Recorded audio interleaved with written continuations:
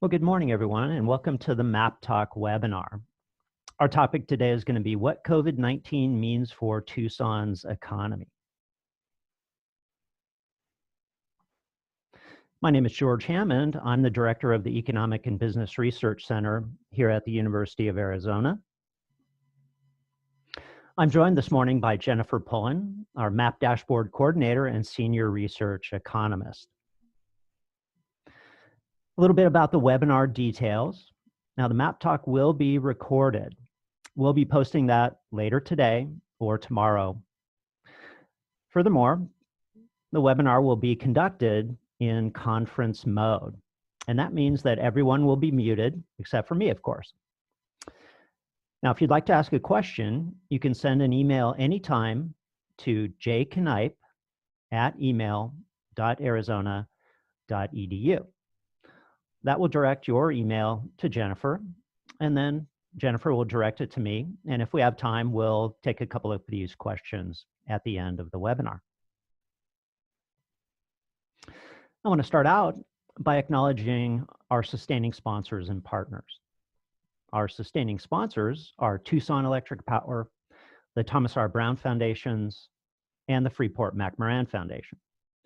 Our partners are the Community Foundation for Southern Arizona, the Pima Association of Governments, the Southern Arizona Leadership Council, Sun Corridor, and of course us here at the University of Arizona. Without the sustaining sponsors and partners, the Map Dashboard would not be possible. I also want to alert you to the fact that the Map Dashboard is featured twice a month in the Arizona Daily Star. On the last Sunday of each month, the Map Dashboard is featured on the front page of the business section. On the first Monday of the month, the dashboard feature is in the health section. So please be sure to support and subscribe to the Arizona Daily Star. In addition to the 36 core indicators that are available on the Map Dashboard, we also do a large number of feature articles. Some of these feature articles are written by EBRC researchers like Jennifer or myself or others here in the center. And some of them are written by University of Arizona faculty, which are funded to do this as part of the Map Dashboard project. Now, these feature articles cover a wide range of topics that for one reason or another don't fit into the core data sets. And those include articles on how renters fare, understanding chronic disease incidents, housing affordability, as well as the recent articles tracking the incidence and progress and economic impact of COVID-19. We also do a nice feature on how local organizations use the map. If you're using the map to increase the impact of your organization or help your organization figure out what's happening and how to respond to what's happening, we'd love to hear about that. And please feel free to shoot Jennifer an email. And we'd also love for you to engage with us. On the website, you'll find a nice little block where you can subscribe for updates. That will register you for emails that we'll send you about once a month that will keep you updated on the latest feature articles and data updates on the map. You can also ask a researcher any question that you have about the data or research that you find on the map, and we'll get back to you within about 24 to 48 hours. So please feel free to engage with us. We'd love to hear from you. Well, let's turn to the key topics for today. And of course, the key topic is the impact of COVID-19 on the Arizona and Tucson economy. And the most important thing to keep in mind when you think about that impact is that uncertainty dominates both the outlook and what's happening right now. And the major source of that uncertainty is that we don't know how the outbreak will progress through Tucson, through Arizona, through the US, or really through the world. So there's a lot of uncertainty about when the outbreak will be contained, And since we don't know when the outbreak will be contained, that creates uncertainty about how severe the downturn will be. And it also creates uncertainty about when the economic recovery will begin and what that recovery will eventually look like.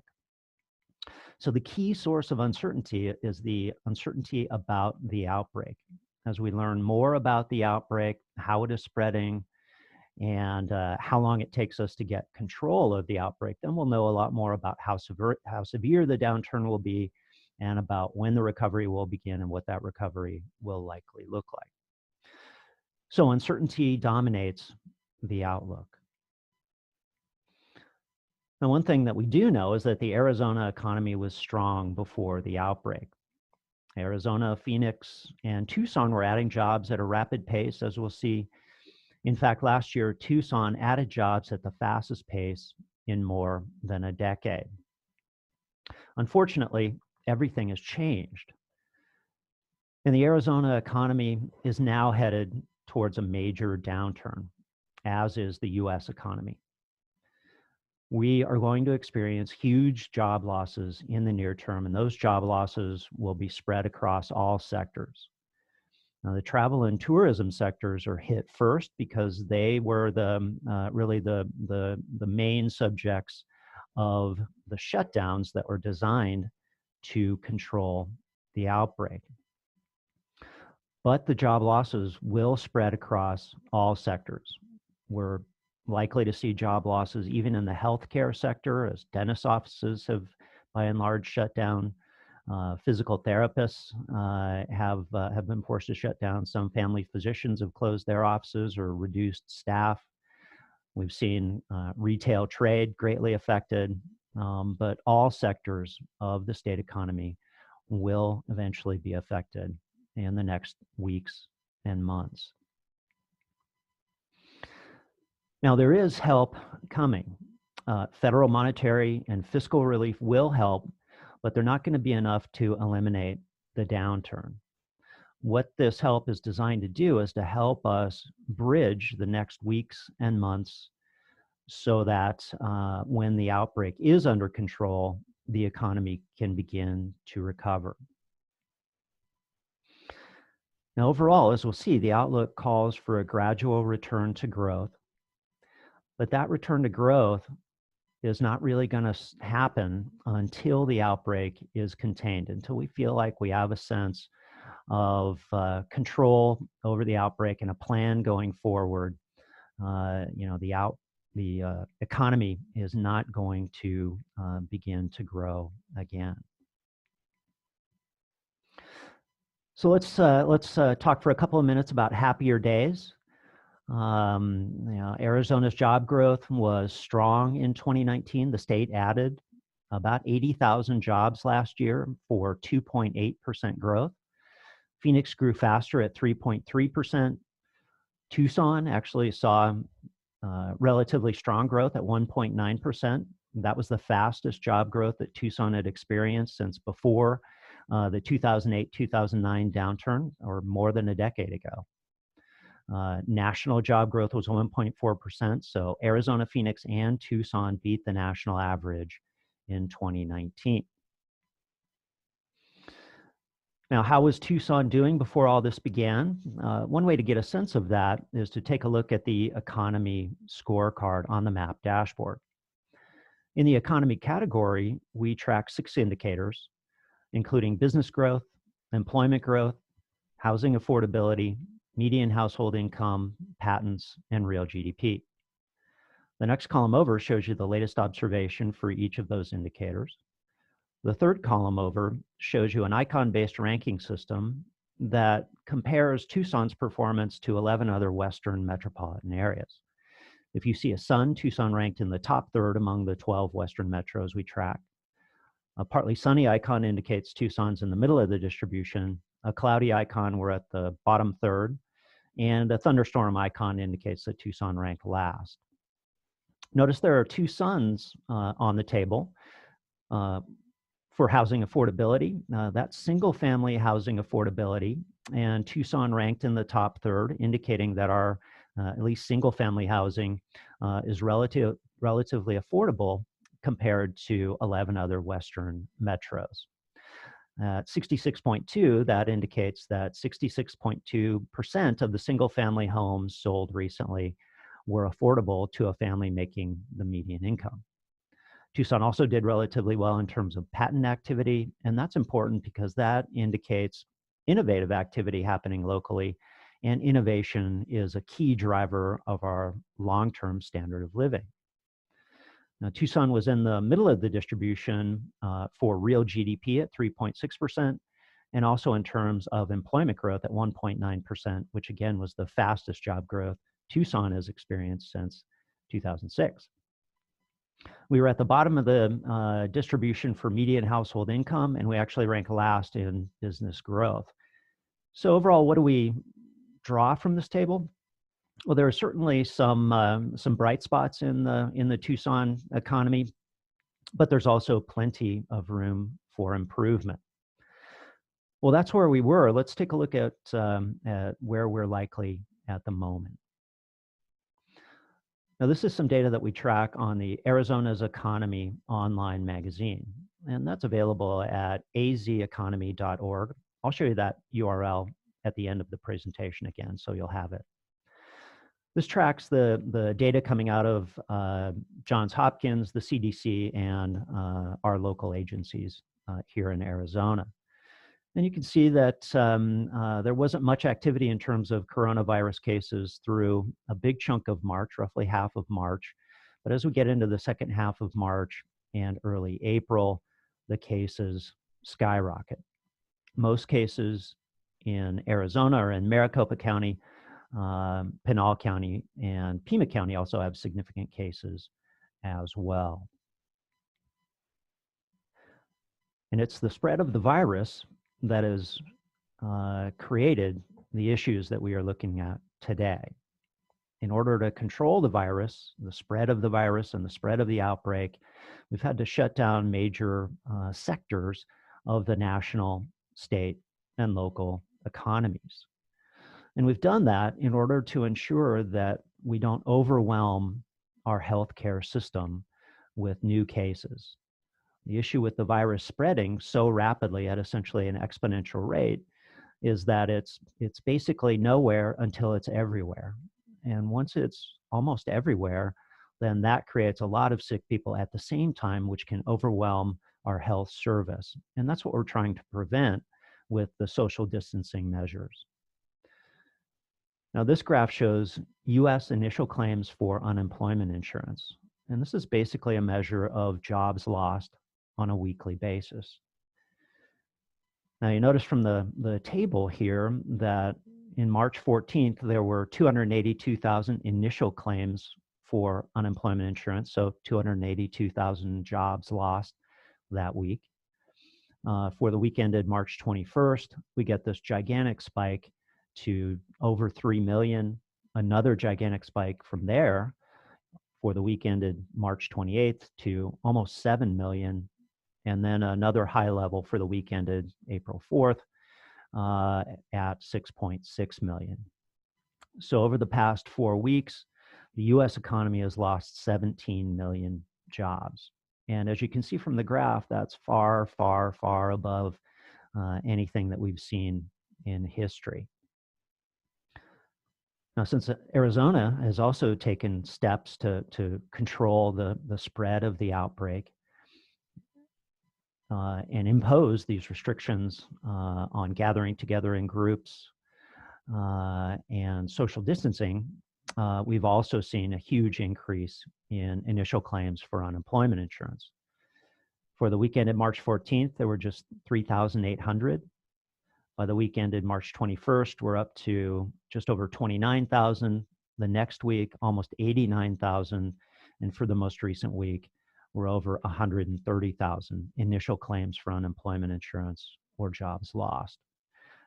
So during these 4 weeks, that's 250,000 jobs lost in Arizona, which again, as you can see here for context, is far, far above anything we've seen previously. So the scale of the impact is nearly off the charts.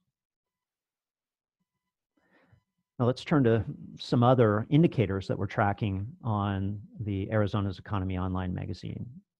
And these are all indicators that we think are going to tell us something about how social distancing is working. Now, one thing that people like to gather together in groups to do, is to go to the movies. And this is US movie box office ticket sales.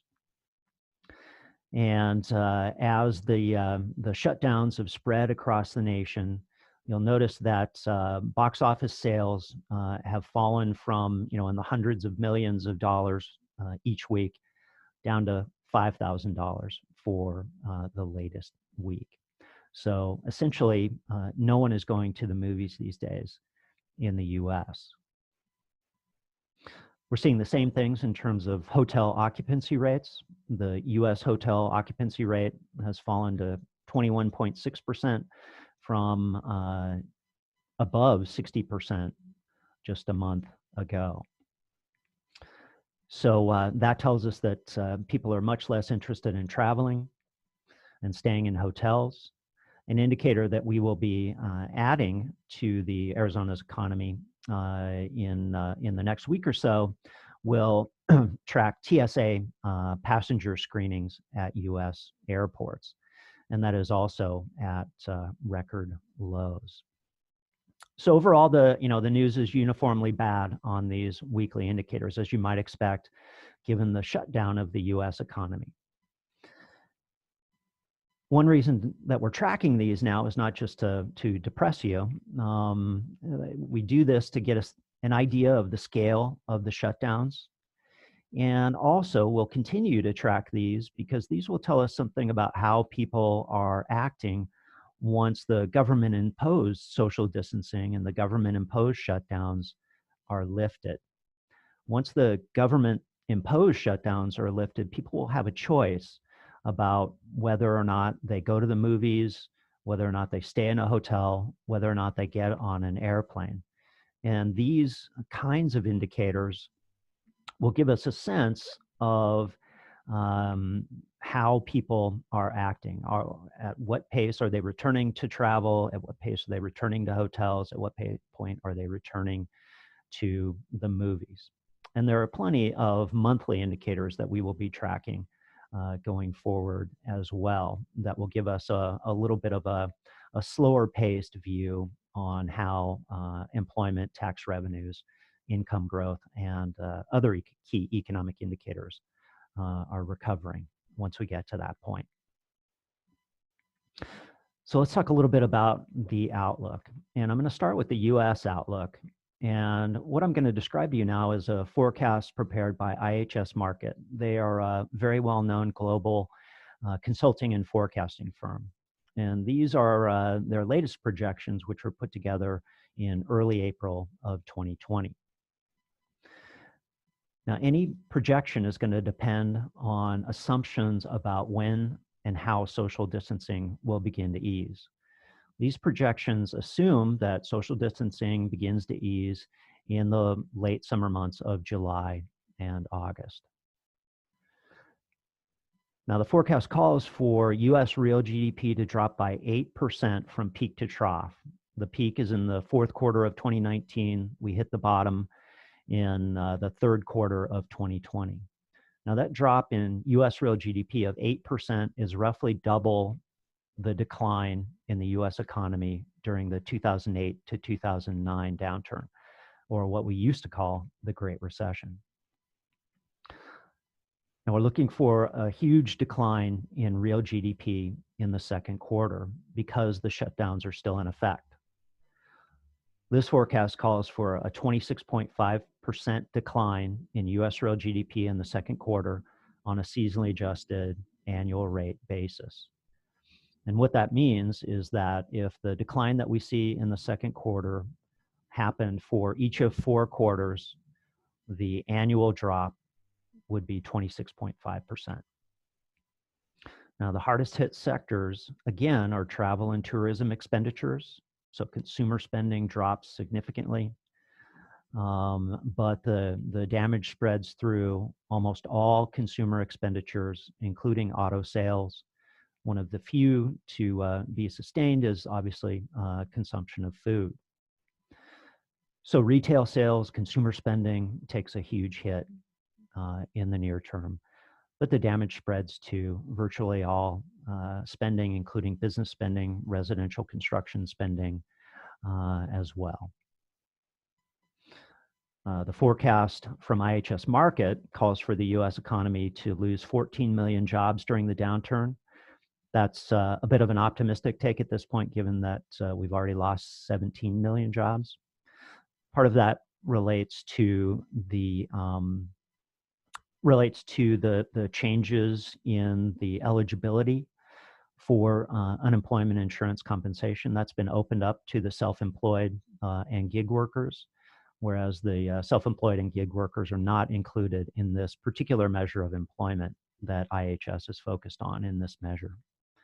Overall unemployment is forecast to rise to at least 10.3%. That's essentially back to where we were at the worst of the 2008-2009 downturn. That again is probably an optimistic take at this point. We're likely to see something much higher than that, particularly once we get into the third and fourth quarters of the year. You just want to keep in mind that what we've just discussed is the baseline scenario from IHS Markit. That's a pretty dramatic take, but there are pessimistic scenarios there. The pessimistic scenario, as you might expect, is based on it taking longer for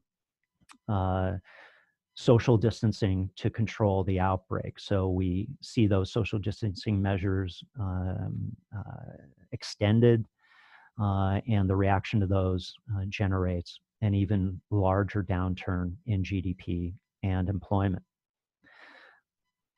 Now, IHS Markit does assign probabilities to the baseline and pessimistic scenarios. The baseline scenario is assigned a 45% probability. The pessimistic scenario is assigned a 35% probability. So those are fairly equally weighted outcomes as of early April. So what does all this mean for Arizona, Phoenix, and Tucson? Well, updated forecasts for Arizona, Phoenix, and Tucson are in progress based on the April US projections. I have released interim first quarter projections based on March forecasts from IHS Markit, and you can find those as part of the forecasting project, and brief summaries of those forecasts are available on the Arizona's Economy Online magazine. But I can give you the basic outline of what we'll see, I think, in the April projections once they're completed for the state. Essentially, we're looking at these big job, income, and sales declines. These declines are going to be at least as bad or worse than what we experienced during the 2008 to 2009 period, and they're going to come in a shorter span of time. The peak to trough job losses are going to be between 10 and 20%. That means that more than 300 jobs will be lost statewide in the near term. The unemployment rate based on that means will peak well above the 2008 to 2009 high, which was 10.9%. So we're looking at something at an unemployment rate significantly higher than 10 or 11%. Overall, population growth will certainly slow in the near term. People are not going to be moving around the country much in the next couple of quarters. That in turn will impact housing activity, housing permits, housing construction. However, I do think that the population growth slowdown is going to be temporary. I think Arizona will continue to be an attractive migration destination. We will see how people react to the recovery, since at least some of the worst outbreaks have occurred so far in large cities. It may be that those large cities, at least for a while, are less attractive to migrants, and they may be looking for a place that's a little more spread out and has a little bit more of a car culture, which may benefit Arizona, at least boost Arizona's population growth in the near term. So overall, if the outbreak is under control, we may begin to see recovery late in 2020 in the fourth quarter. It'll be late 2021 and more likely into 2022 before the level of activity here in Arizona, Phoenix, and Tucson returns to what we experienced in 2019. So what have the federal economic policy responses been? Well, they've been fairly vigorous so far. Monetary policy has been particularly aggressive. Interest rates have been pushed down to near zero. We think they'll stay there for the foreseeable future. The Fed has stood up lending facilities that we thought had been retired after the great financial crisis, and there's been an aggressive return to quantitative easing. The Federal Reserve is working hard to make sure that the system has liquidity, that businesses and corporations have the access to borrowing that they need to make it through these crisis months. Fiscal policy has also ramped up. The CARES Act, the $2.2 trillion CARES Act, is actually the third major fiscal policy response. The CARES Act includes direct payments to individuals and families. Individuals who paid taxes in 2018 and 2019 can expect to receive a check of $1,200, assuming that their income is less than $75,000. For those individuals with incomes of between $70,000 and $99,000, they'll receive a prorated, a reduced amount. Families or joint taxpayers will receive $2,400, and there's an additional $500 for each child that will be made available as a direct payment. Those payments are in progress as we speak, but they're not yet deposited in accounts. Another major program is expanded unemployment insurance. The coverage of the unemployment insurance system, thanks to the CARES Act, has been expanded to include the self-employed, contract workers like gig workers, and others who in past years have been excluded from access to unemployment insurance.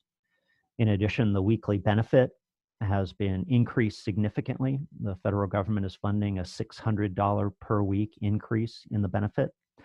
The max benefit here per week in Arizona is $240, so an individual in Arizona can receive $840 per week.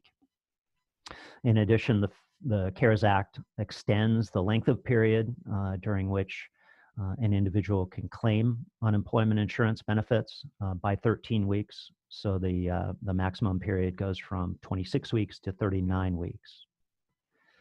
In addition, the CARES Act includes significant support for small businesses through loans and grants. And there is other support made available in terms of changes to the tax system, which can benefit businesses, including small businesses. And there is also support made available to state and local governments, the healthcare system, and to student loan borrowers. So overall, in trying to respond to a crisis which has erupted and become quite severe in a matter of weeks, speed matters. So support needs to reach individuals and businesses rapidly in order to be most effective. And the evidence is still out on that. We're not sure it's happening as rapidly as we need it to. Also keep in mind it's likely that more support will be needed. That's particularly true if it takes longer than expected to get control of the outbreak.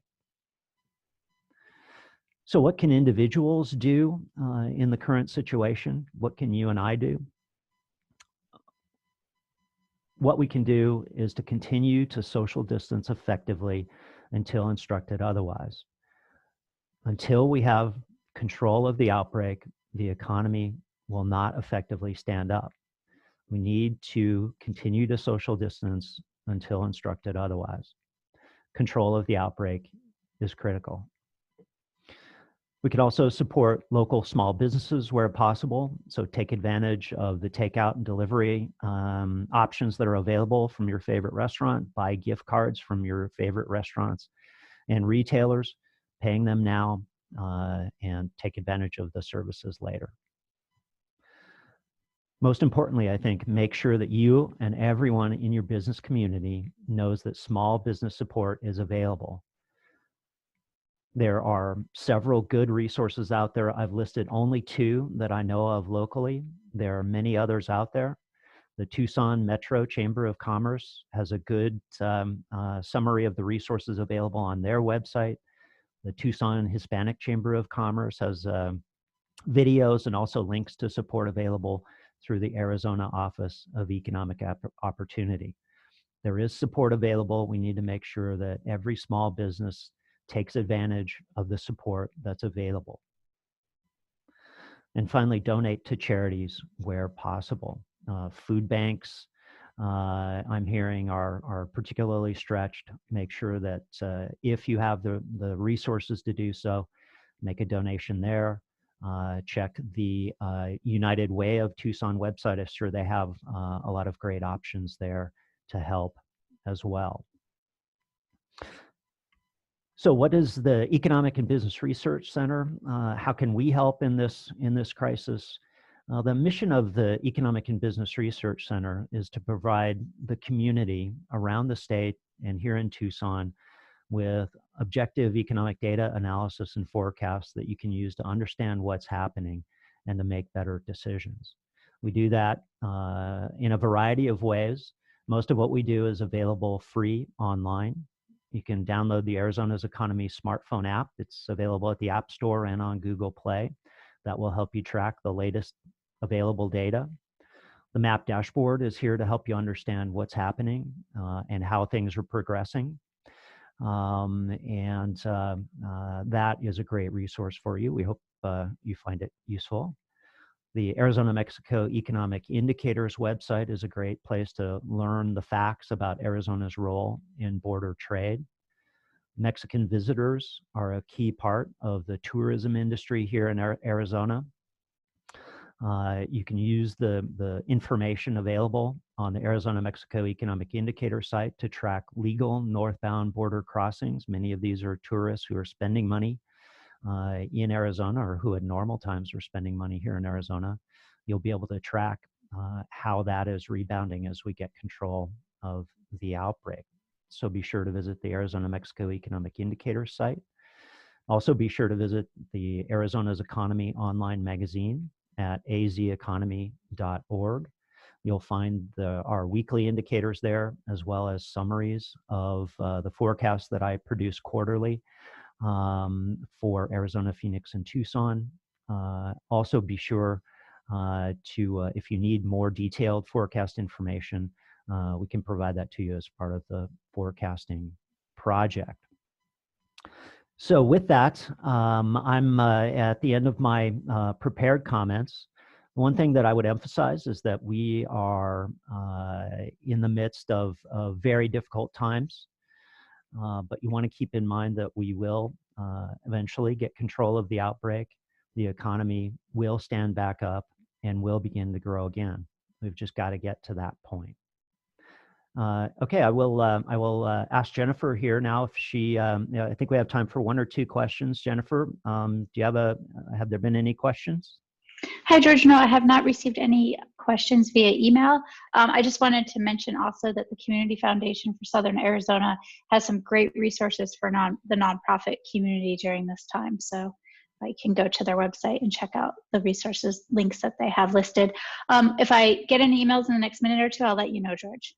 Okay, thanks, Jennifer. Again, feel free to send me or Jennifer an email at any time, and we're happy to respond to those.